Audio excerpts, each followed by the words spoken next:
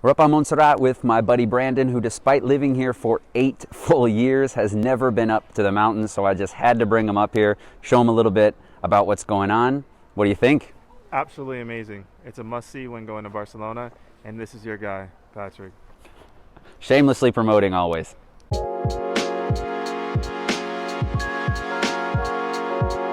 What's up guys, Patrick here, tour guide and your guide to Barcelona. We're here at Montserrat, you're in Barcelona, and you're wondering if it's worth the trip. Well, you're in luck. In this video, we're checking out the mountain and letting you know if you should come over here on your next trip to Barcelona. Montserrat is just about an hour outside of Barcelona. Its proximity, along with all it has to offer, makes it one of the best day trips from the city. It's a trip I used to make weekly, guiding groups all around the mountain. So today we hopped in the car to show you what you can do while you're here, and the first thing you need to know about Montserrat is how to get there. So when you come up to Montserrat, one of the things you need to worry about is how you're going to get up here. The fastest way is going in a car or taking some sort of private car if you have that option. I always personally recommend people to go with a tour because not only do you get to hear a little bit of information about the place, learn a little bit more, but you also get to basically get up here a little bit faster. The other options are taking the train over, which will give you the possibility of either going up in another train, the cogwheel train, which is actually really cool, or even the cable car. The cable car is an option that a lot of people really like to go with, but again, because the first train doesn't leave from Plaza España until about 8:30 in the morning, you get up here a little bit later. And the one thing you do want to do is get up here early before the big rush. I'll leave info for the different options and costs in the description below, but check out my video comparing the different ways of getting to Montserrat for a better idea of what's best for you. If you do end up coming by yourself, by car, or by train, after watching this video, you'll have a good plan for what to do while here with some of my personal recommendations.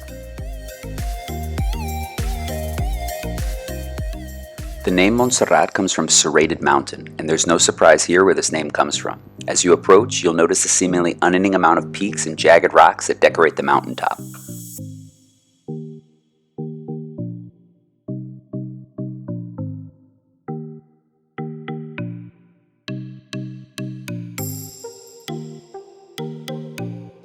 The highest point of Montserrat is Sant Jeroni, some 1,236 meters above sea level, or just over 4,000 feet. Montserrat is a natural park, and if you're into hiking, the mountain offers all sorts of different trails and amazing views. It's no wonder over 2 million people make the trip to Montserrat every year.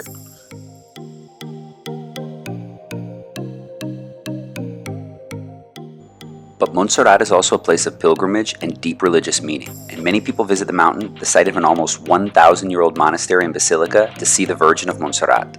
If your plan is to see the Virgin, make sure you beat the rush.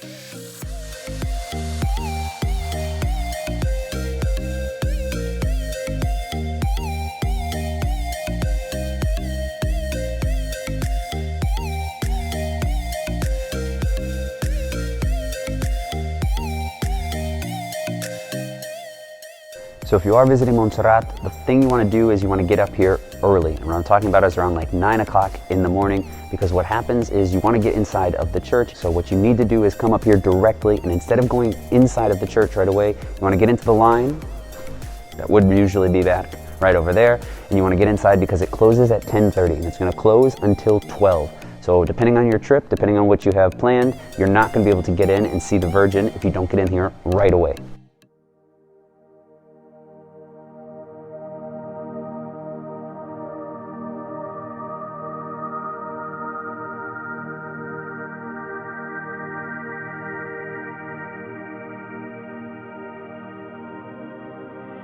Legend has it that in the year 880, a group of shepherds saw a light coming from one of the caves within the mountain.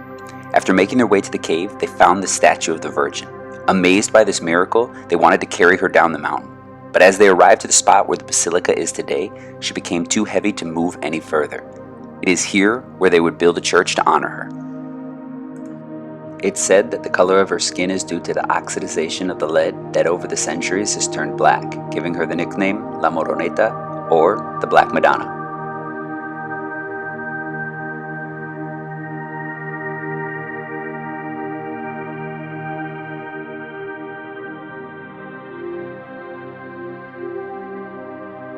So one of the things you can do when you finish inside the church is you come outside and you've got this long passageway filled with all these candles, and they have candles that you can make a donation with, and then you light them just behind us.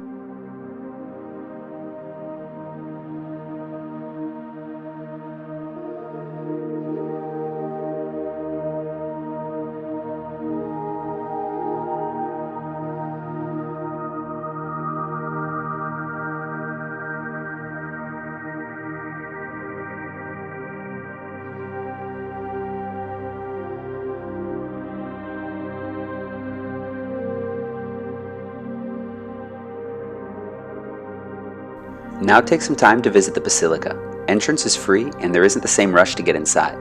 What you see today was rebuilt after the war with the French. Napoleon's troops destroyed much of the original and the Basilica had to be rebuilt. You'll notice the date on the facade of 1901, built by the same architect who started the Sagrada Familia. You'll also want to check out the exterior, which was completed after the Spanish Civil War. You'll see 3 separate parts dedicated to Saint Benedict, the Virgin Mary and Saint George, and the monks killed during that Civil War.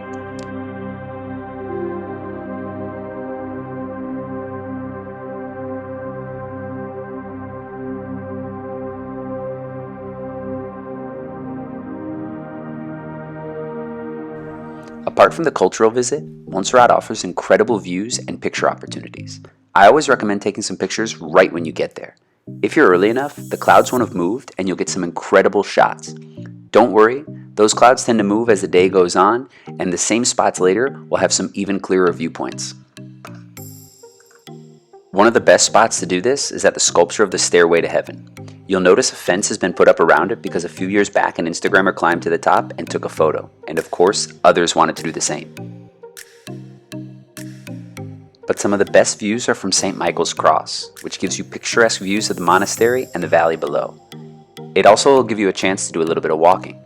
All around the mountain you have trails, and I think the Way of the Cross is the best for visits not centered around hiking. It's less strenuous than some of your other options, and did I mention the views?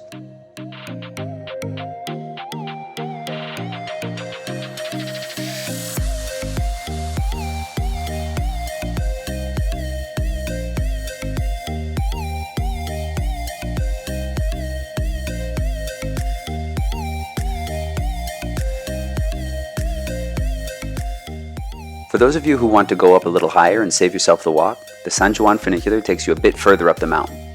This offers you special views over the monastery and leaves the walk up to San Gironi at only about an hour more.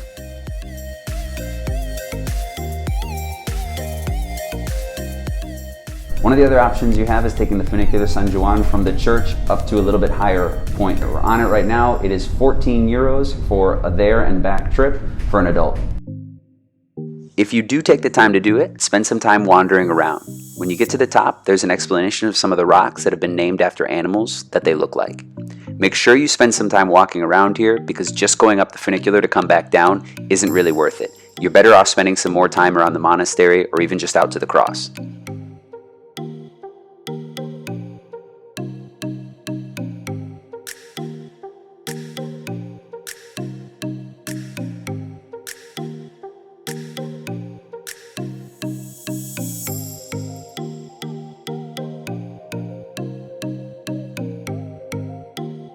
One other thing you might notice while you're up here are all the different sculptures that are made by Josep Maria Subirachs, the same architect who did the Passion facade on the Sagrada Familia.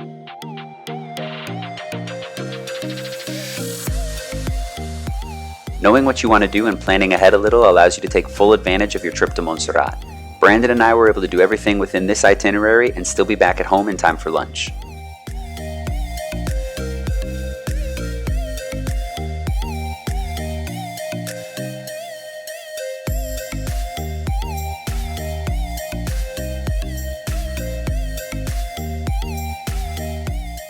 So there you guys go. I hope you enjoyed our visit to Montserrat, and more than anything, I hope this video helps you decide for yourselves if you want to come up here. Personally, I think Montserrat is one of those places that you should definitely come to when you're over here. If anything, it just gets you outside of the city. Now it's up to you. I'll leave a bunch of information in the description below to help you compare those prices, kind of get an idea of what you want to do while you're up here. Thank you for watching. If you haven't done so already, make sure you subscribe so you don't miss out on any of the other videos about what to do in Barcelona, and see you next time.